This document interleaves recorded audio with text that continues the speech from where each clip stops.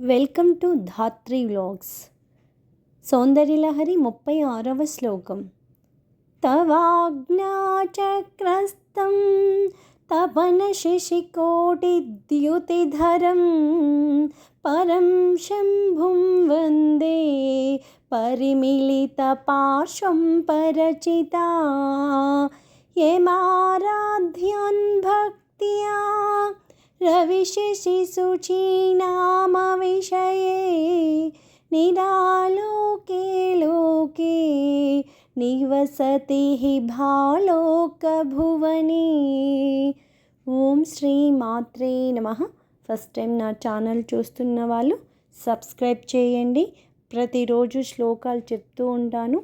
నా ఛానల్ని ఫాలో అవ్వండి.